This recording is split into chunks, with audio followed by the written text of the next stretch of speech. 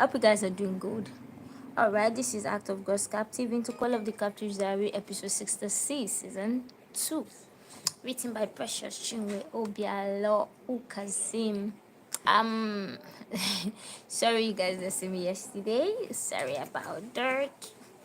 One of those things came up, so we could not post yesterday, but we are here for you again today.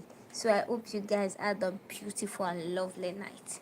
Alright, so let's go into the details. You could remember what's the name?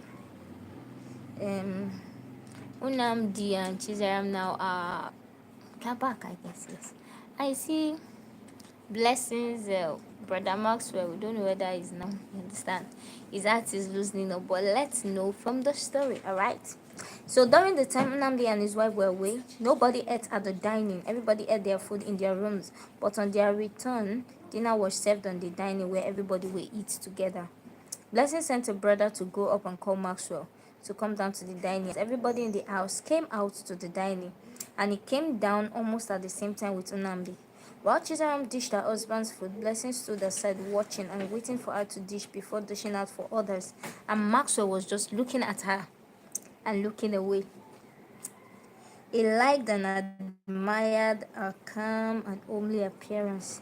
You could tell that she's well-mannered and peaceful from the way she relates with everybody in the house as she went about her duties. He didn't even know why he was admiring her, because neither relationship nor marriage were on his mind as he's yet to find his footings. But he knew he would need a woman of that disposition when he's ready to settle down. That's beautiful. You actually need someone of that disposition when he is ready to settle down. Alright, though. I'm here. We are still looking at it together. So let's continue. Pastor Maxwell, how was your journey and how is the work over there? Nnamdi asked as his wife served him. Fine, sir, he replied almost immediately as Nnamdi jotted him out of his reverie. The work is doing powerfully well, sir. The old mission house is no longer accommodating the people because of the increase in number. He continued as he talked about the great and mighty things God is doing in that place, and Nnamdi was very impressed. That's such a great news. So that big mission house is no longer enough to accommodate people? He asked, looking amazed, and Maxwell answered in the affirmative. Yes, sir. He answered, that's okay. We'll definitely talk tomorrow. I'm very tired. I'll just eat this food now. Then I'll go and lie down so that my wife can massage my back and lead me to sleep. Nnamdi said, then turned around and caught Blessing laughing. Sister Blessing, are you laughing at me? He asked her, wearing a warm smile. Daddy, no, I'm not laughing at you, sir. It's the way mommy did that face that made me laugh, sir. Let's explain when Marshall Caddy looked at her, admiring the respect with which she talked, the unfeigned smile on her lips, and the peace she exuded. You're very tired. You will eat, then go and lie down so that your wife can come and massage and lead you to sleep, right? Chidam asked the husband in a quarrelsome manner. Yes, my love, that's why you are my reward, or are you not my reward again? He replied, and everybody started laughing. So I am not somebody's wife and I don't need massage, or is it not me and you that traveled? She asked him, wearing a serious face. And I still entered the kitchen to cook for you, she added, and that was when he saw the exhaustion on her face. Oh, sorry, my baby, Nnamdi said, dropping a spoon to pet her. Sorry, you actually look exhausted.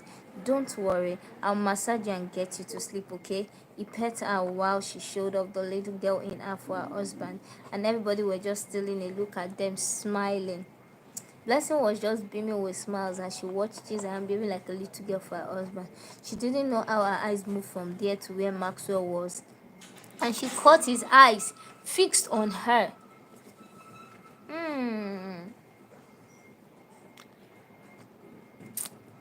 She caught him red-handed. Alright, let's continue. She paused and stared at him, eyeball to eyeball, for about 3 seconds before looking away very fast. Yes, she could still feel his eyes on her. Ha! God, please, oh. This one is looking at me. I don't understand, she said with her looking away, but after some minutes, she looked towards his direction again, and coincidentally, their eyes met as he was also turning his eyes to see her direction. Blessing quickly looked away when their eyes met and excused herself from the dining. This is wonderful. She's shy. Maxwell thought to himself. Then he saw her leaving the dining because their eyes met. But what's even wrong with me? Why am I losing my guard admiring a woman now? He asked himself in his mind as he ate his food quietly. You know that thing they used to say, the art wants what it wants. You cannot control the art. Wherever the art wants to go, it will go there by itself. You won't be shocked at who the art is going after. So even with all your disposition and everything, you'll be shocked. Anyway, please, let's continue. That night, Chizam came out from the bedroom tying a white towel on her chest and was headed to the makeup table to apply her body cream. And Nnamdi, who was on the bed waiting for her to come out of the bathroom, climbed down from the bed and went over to meet her, right where she was standing before the mirror, and he held her waist from the back. My beautiful queen, the strongest woman I know, yet the only soft body I have ever touched. My reward from God, the sweetest thing I ever tasted apart from God. You want to cream your body? He asked her, and she nodded her head, leaning on him. Why not let me oil your sweet body with a gentle massage to ease your body from the stress of the long journey, huh? He said with a tired voice, and she nodded her approval. Come with me to the bed, he said, carrying her to the bed. Made her to lie with her face and stomach to the bed, then removed the towel she was tying to reveal her naked backside facing him. He went back to the face to the makeup table, collected the moisturizing oil, and returned back to the bed to massage her body with the oil. Staring from her neck and shoulder, he massaged her gently and sweetly, and she was enjoying the touches as he kneaded her muscles with his hands to release the tension before moving to her back, arms and legs and feet, hairline and scalp. Wow. She moaned softly throughout the massage, and so even when it was done, she wanted more. Desire, you didn't massage my waist very well, she told him, and he massaged them, but she came up with another complaint again. Chizara. Can you oil and massage my chest down to my waist, please? She said, turning around to face him with her breasts beckoning on him. Is it still the massage you want, or you want something more than the massage, eh? Now they are looking deeply into her eyes with a smile. Are you even supposed to be asking me that question right now? She asked him.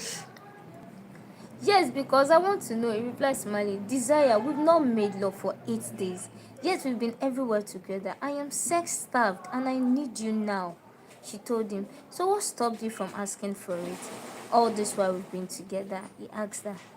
I didn't want to disturb you. The 3 programs were very stressful, and I didn't want to be an additional stress to you, she explained. I'm sorry that I got carried away, but I also noticed that you started having lesser interest in sex. Have you noticed that about you? Nnamdi asked her calmly, and she was surprised that he knew it all along but never complained. She became quiet, looking at him as she couldn't find her voice. I'm not a married woman. I'm not married, but I know I've heard stories of a particular time where sometimes most married women suddenly begin to lose interest in sex. And from my mentor. Oh yes, I have a beautiful and wonderful mentor that has opened my eyes to see a lot of things. Now, most times, most of these women that started getting uninterested in sex, though the one I mostly learned about sometimes was about women that after giving birth, they suddenly begin to lose interest. Now, it is left for their husband to make them start having interest in it back.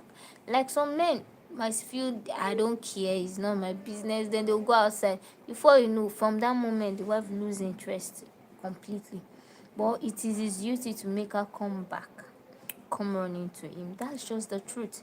So I've heard stories about some women losing interest in sex and so on. So every woman has their own, there are different reasons for it. But like I told you, I never marry. But in tomorrow's episode, we'll get to know why. Yes, we'll get to know why she's uninterested, what is happening, and what happened rather. Because right now we can see, we all know Chizara, due to her past, according to what God told Unamdi, she had a higher sex drive, which make it that she could not last long staying without, like she can't stay longer.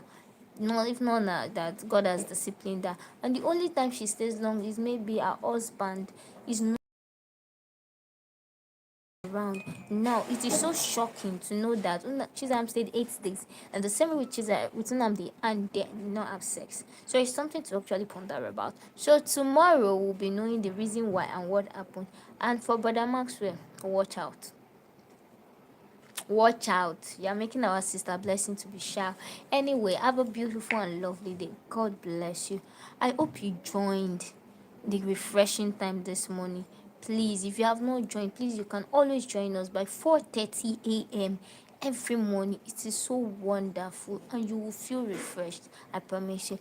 And please, don't forget to to read Elroy. It's a wonderful story. God bless you and have a wonderful and blessed day. Bye.